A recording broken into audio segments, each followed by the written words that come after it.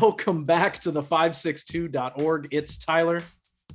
And Mike, and this high school track and field video is brought to you by Naples Rib Company and all of the 562's track and field and cross-country coverage brought to you by Bryson Financial. We're at Moorpark High School. Mike, quite a drive today. Really, we are all distance runners going out to Moorpark for the CIF Track and Field Finals, and a great day for Long Beach. Let's start in the field. Polly's Mai Ricks, the sophomore, in the girls' discus and the shot. She was fourth in the discus and sixth in the shot put. Those are huge points for the Jackrabbits early in the day. And one of a ton of young stars for the Jackrabbits, a senior star for the Jackrabbits, Lauren Reed, fifth in the long jump and a huge PR in the triple jump to take second. Now to the track, the 4x1. Let's go D2 with the Jordan Panthers, a young program with, some up and coming talent, trying to get some experience in this race. They ended up finishing sixth here to kind of start the action on the track. But obviously we know Polly and Wilson always competitive in these girls relays, especially the Jackrabbits, and they would end up winning this race. Lauren Reed, as we saw in the field, getting out there, getting Polly off to a good start. Tough first pass for Wilson. Ajane Lucky was a little bit behind the curve here, but watch her make up that distance as she got pulled back a little bit. The Jackrabbits still in first, but Wilson right on their heels. Yeah, I mean, Lucky's obviously just special. Taylor Johnson giving it over to Anaya Weiss there for the Jackrabbits, who is trying to get it around to hand off to Polly's anchor. Kennedy Reed is going to take it, and it's going to be neck and neck. And watch Roosevelt come all the way up to take second. Polly wins 46-60, Roosevelt 46-74, Wilson 47-08. Those three battling all day long. Yeah, pretty significant as it turns out. We go to the 4x100 where we had another significant battle, Jordan versus Modern Day. And for Jordan, it's the quartet of Elijah Jones, Jordan Washington, Jacob Hernandez, and Daryl Stevens. Shout out to these guys. And actually a special shout out to Jacob Hernandez, who's really stepped up for this team after a mid-season departure from one of the legs of this relay. But look at that backstretch leg from Jordan Washington. Yeah, I mean, that kid's special. Much more of him in this highlight. But yeah, Jordan and Mater Dei going head-to-head here in D2. We knew they were kind of the favorites at the top of that division. And so this is an opportunity to gain points head-to-head. Daryl Stevens on that anchor, and he would bring home the bacon. Jordan in first at 41-77, picking up points on the Monarchs in third at 42-15. Great start to a memorable day for the Jordan Panthers. Foreshadowing, kids, that's what we call that. If you're in your English class, we go to the Division I boys 4x1. Just Polly here. They were the top qualifier of the Long Beach teams, of all of the teams. The Jackrabbits get it going to Jalen Knox, obviously their senior star on the backstretch. But unfortunately, as this race would progress, not a great ending for Polly, as we see the third leg, Jaden Robinson coming around, a young up-and-coming track star and football star, just a freshman. As you can see, the exchange just never quite materializes for the Jackrabbits there on the backstretch, and Polly had a lead there, unable to turn it into a win. So a tough situation there for Polly. Now we go to the boys' mile. Chico is locked in, and it was effective. He got to the front early and stayed there for a while, Mike. He opened up a big lead as he's the fastest in the city in this event. Well, Colquico actually on pace to break 4 minutes in the mile after his first lap. He ran a 58-second first lap. And that was obviously the strategy, mash the gas pedal and then make sure he's got enough in the tank to get it across the finish line. And he does exactly that, winning a gold with a time of 4:13.28. Yeah, Colquico still had the kick when he needed it. The competition caught up for a second, but then he left him in the dust. Congrats on the gold. Girls 100 hurdles. Wilson lost Genesis Washington to a false start in lane 4. Mania Tidwell, though, in lane 8 is going to take 5th in 15:24. But kind of a tough turning point for the Bruins, as they had a potential to have 2 scorers in this race, only ended up with 1. Now you mentioned Jacob Hernandez in those boys 110 hurdles, more valuable points for the Panthers. He would take 4th, going sub 15 seconds. 14:99 was his time.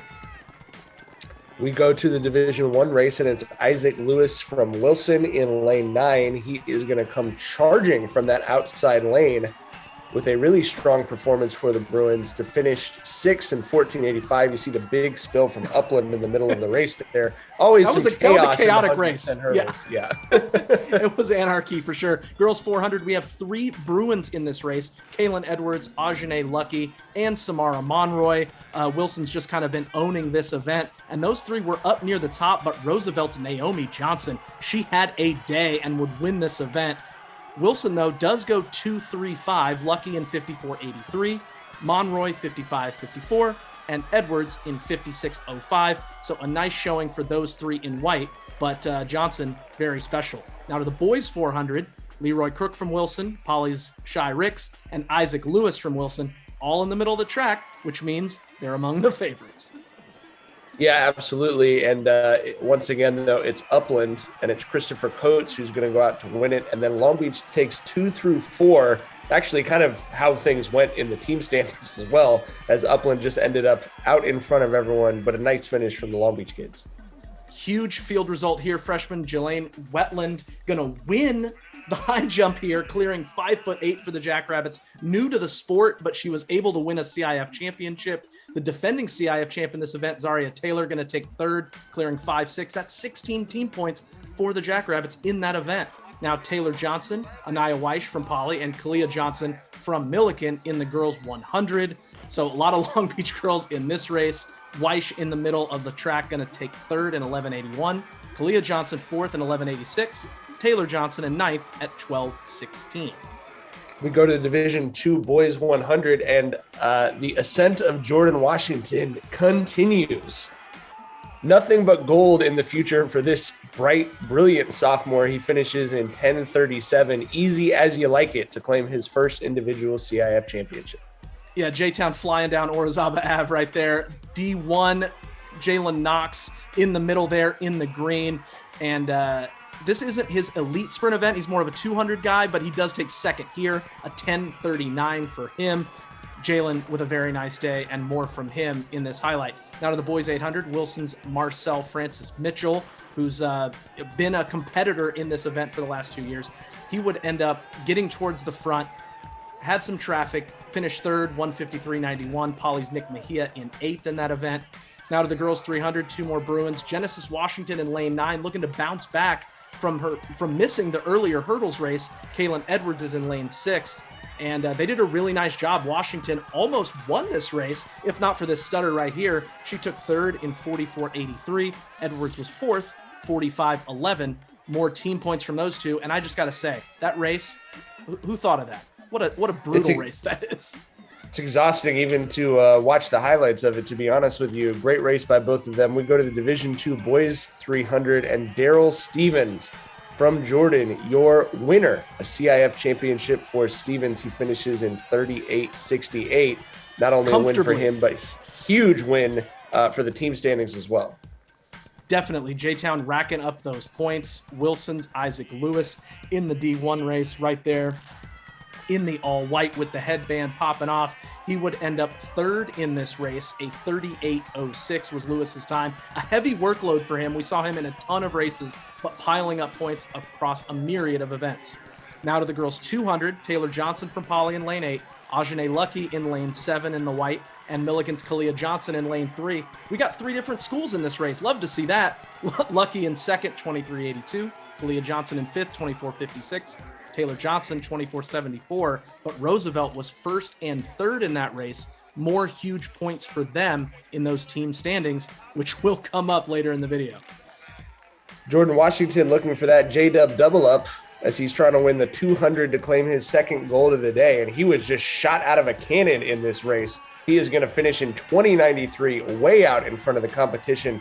Stevens, his teammate in lane 2, finishes 4th in 21.63, and more big points for the Panthers in the team totals. Yeah, and they know every time they move up a couple spots from qualifying, that could really make a difference, and those 2 really put the school on their back today. Now we're head to Knox County. Told you Jalen loves that 200, and he would cruise in this one. 20.77 was his time as he won this one by a lot. The sprints were a lot of fun at all divisions. There are standout dudes in all those races, and Long Beach just happens to have half of them. Sorry about it. Masters and State's going to be fun in those distances for sure. We go to the 2 mile where Milliken sophomore Jason Parra, he didn't get out as fast, but he had the kick. Obviously, very strategic races from both Kokiko and Parra, who are proving that Long Beach is not just speed city, it's distance city too. Parra is going to claim that championship with a time of 9:09:40 in the 2 mile. Yeah, pretty cool to see Long Beach win the mile and the 2 mile. Girls 4x4, Wilson the favorites, but Poly, they can win CIF if they beat Roosevelt in this race. They're all lined up in the middle. Roosevelt lane 4, Wilson lane 5, Poly lane 6. A very young group for the Jackrabbits, and we know that Roosevelt has some elite sprinters that can close this thing out. Wilson, as you can see after that first leg, way out in front, and Roosevelt has that lead on Poly. And this is a stressful race, knowing that you have to beat a team that has such an elite anchor that Roosevelt does. Yeah, you've got to give yourselves a pretty good lead. And as you mentioned, the Jackrabbits with some injuries, definitely going to a younger squad here, relying on some underclassmen, getting some valuable experience. First of all, shout out to Wilson, just absolutely obliterating this race. And Roosevelt and Poly really coming down to the neck. But as you said it, Roosevelt's got an elite sprinter closing that thing out. Wilson will win this in 3:45:06, and then it's Roosevelt and then Poly, which means Roosevelt edges the Jackrabbits in those team standings.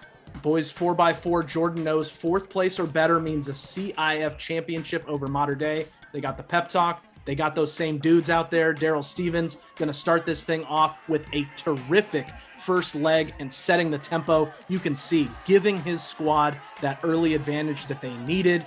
And they just went to work. They wanted it. And you could see Coach Sherrod Moore in the stands with the whistle going back and forth, just stalking his prey as EJ Jones off the second leg hands to Ahmad Diouf. And the Panthers just out there getting it. J-Dub for the anchor. Go be great, young man.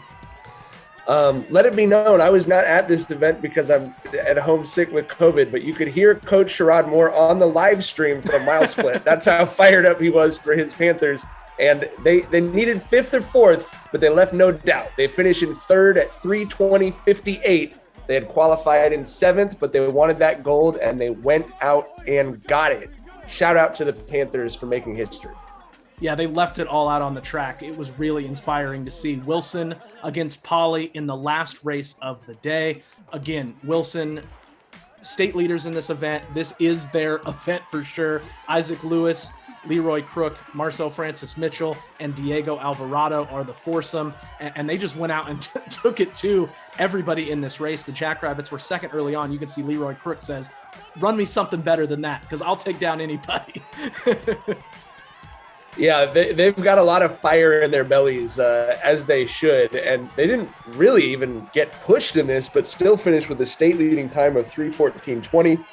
Poly in 3rd, 3:20:33. A lot of miles left on the road for both those teams. But we got to talk about these Jordan Panthers, Tyler.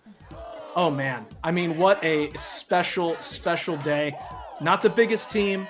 You know, no one necessarily expects a lot. But you know what? I love when you count me out. Love when you count me out because J-Town is just going to show up. They're going to go fast and they are going to party when they win that trophy. And oh my goodness, look at the joy on these faces as they go claim their gold plaque. Mike, it's been more than 2 decades since Jordan brought home a CIF championship. Full congratulations to the Panthers and to the north side of Long Beach. This is a special day here in Moorpark. Absolutely. First championship at Jordan since 2001. Second ever for the track program. First since 82. Special day for sure. We'd like to thank Ocean Law Center for sponsoring all of our coverage at the 562.org. And we will be there at Masters and State. So stay tuned for all of your Long Beach track and field coverage.